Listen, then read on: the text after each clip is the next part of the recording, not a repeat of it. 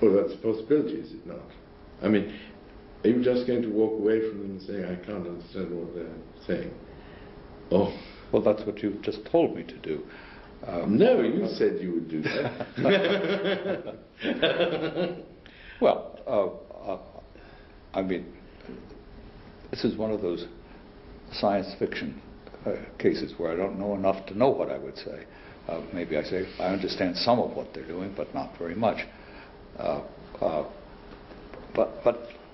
look, here's the thing. We have these two kinds of clues to what people mean by what they say.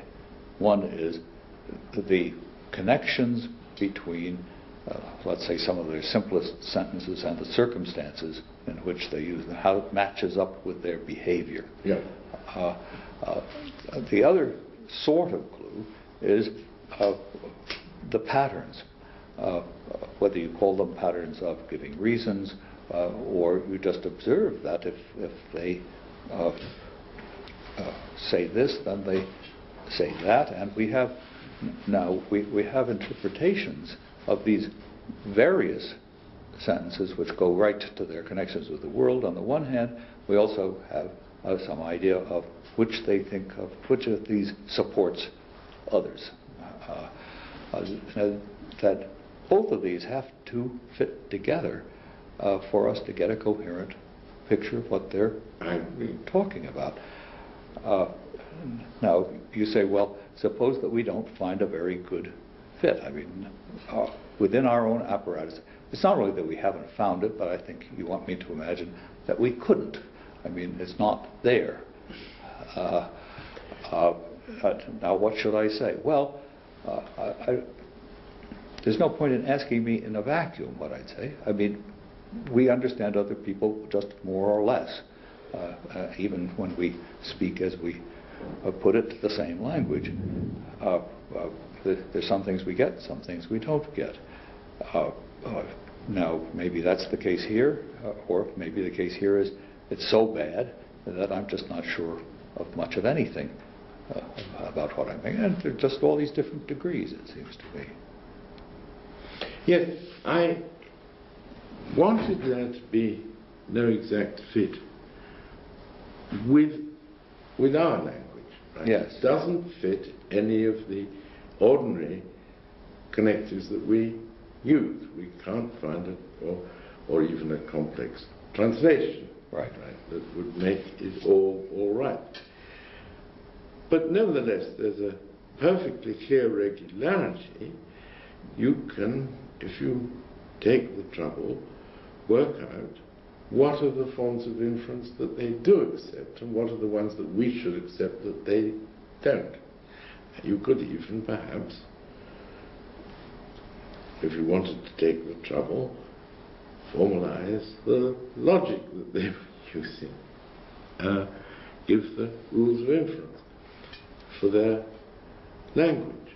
Now, I mean, in Wittgenstein, there are frequent remarks to the effect that,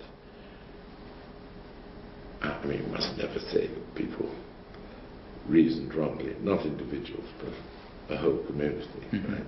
Can't say that they reasoned wrongly. They reason as they reason, because the way they reason fixes the meanings of the logical connectives that they use. And that's the idea that as long as you had any, let me say coherence, so as to rule out the possibility of actual inconsistency, any coherent set of rules, even if they're not our rules, there will be a perfectly good meaning. The meaning is simply meanings for the logical constants. The meanings are fixed simply by the rules that are observed. Now, and I was asking you whether that latter was your position. Would you say you can understand it perfectly, understand their language perfectly well? Of course, we can't translate it exactly into ours, but here are the ways they use these logical constants. They go by these rules, exclude those. Or has it got to be translatable into our language? My view is yes. It does have to be translatable. You're some kind of chauvinist. Well, that's one way of looking at it. Another way of looking at it is the notions of thought, language, meaning, and so forth are our notions. They're not something that was given to us by heaven.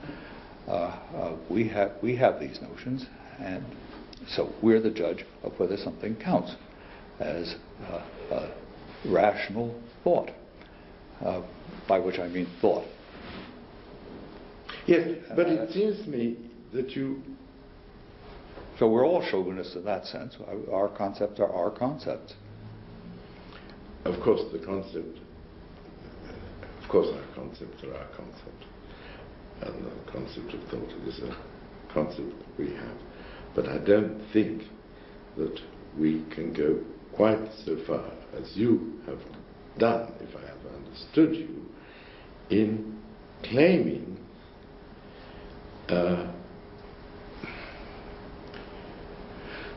to confer meanings on the words of our language and to deny that others might confer meanings which don't fit ours exactly in the same way. That's say, as far as I understood you, the meanings of the logical constants in our language are just fixed by the ways we've learned to reason that involve them. We just do this. We observe certain principles of inference, essentially. But if you have some other people who have some slightly different principles, which don't exactly fit ours, you don't say, oh well, they've given their logical constants different meanings, which are shown by their observing these rules. You say, we can't translate them into our language, and that means they don't really mean anything definite at all. That's why I call you a chauvinist.